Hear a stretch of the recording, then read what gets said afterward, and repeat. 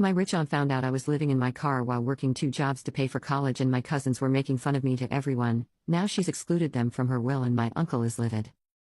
I, 19F, have been struggling to make ends meet while attending college, and I never thought I'd be sharing this story, but recent events have left me completely shocked and overwhelmed. The way my life has changed in the past few months feels like something out of a movie, but every word of this is true. My parents passed away in a car accident when I was 16, and while they left me some money, most of it went to settling their debts and medical bills. I still remember the day of the accident like it was yesterday. I was at school when the principal called me to her office. My whole world shattered in that moment. The following months were a blur of funeral arrangements, paperwork, and trying to figure out how to survive on my own. I had to grow up overnight. I've been basically on my own since then, working two jobs while trying to maintain my grades and afford tuition.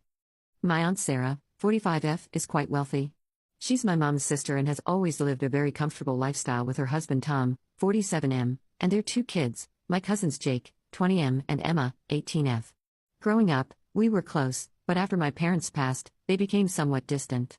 They'd invite me to family gatherings occasionally, but I could tell they viewed me as somewhat of a burden. I remember last Christmas, they didn't even bother setting a place for me at the main table. I had to eat at the kids' table with my cousins' friends who were visiting. My aunt Sarah noticed and seemed uncomfortable, but she didn't say anything at the time.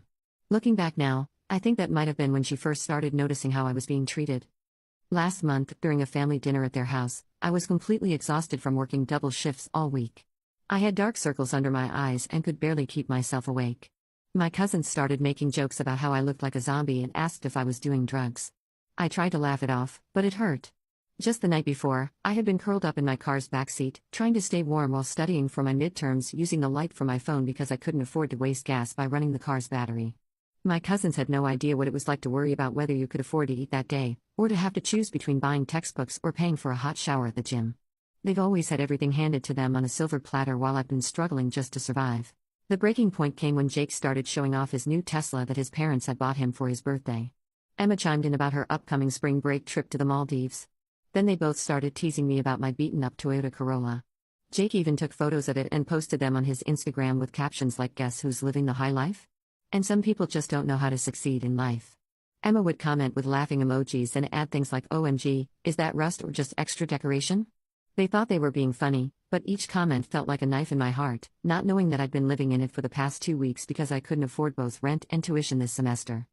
I excused myself to use the bathroom and broke down crying.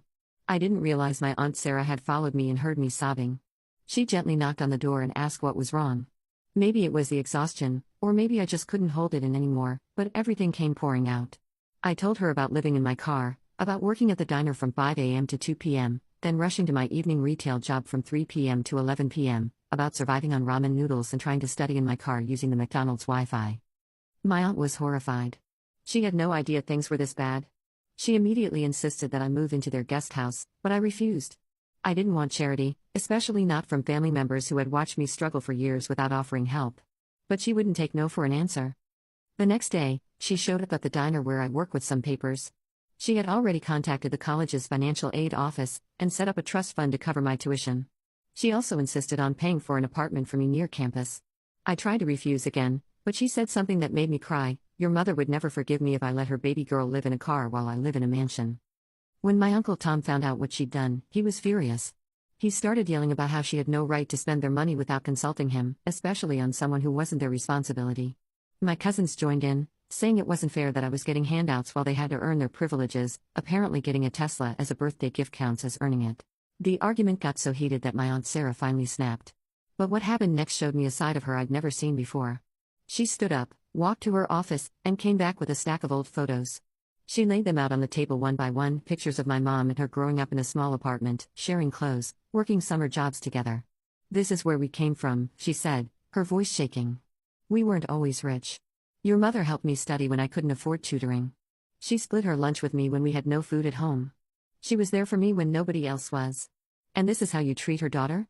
She reminded them that most of their wealth came from her family's business, which she had inherited from her parents. Then she dropped a bombshell: she was changing her will.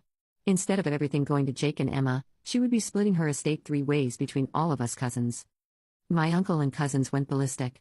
They started calling me a gold digger and accused me of manipulating my aunt. They've been spreading rumors in the family that I made up the whole story about living in my car to gain sympathy. Some relatives have taken their side, saying I'm tearing the family apart. But here's the thing, I never asked for any of this. I was perfectly prepared to keep struggling on my own. I didn't tell my aunt about my situation to get money, I just broke down after months of exhaustion and stress. Now I'm caught in the middle of this family drama, and I don't know what to do.